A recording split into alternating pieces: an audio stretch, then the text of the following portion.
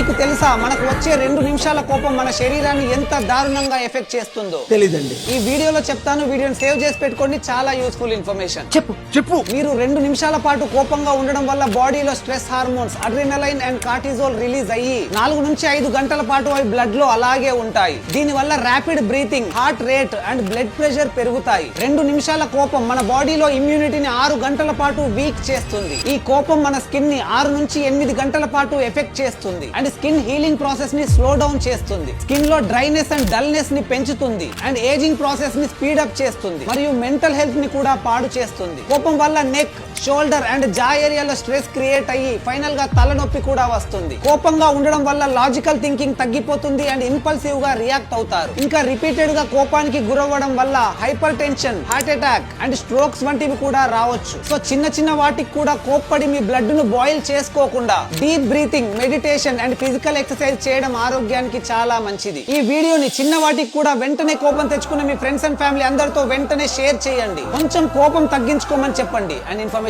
వర్తి అనిపిస్తే ఒక్క లైక్ చేయండి.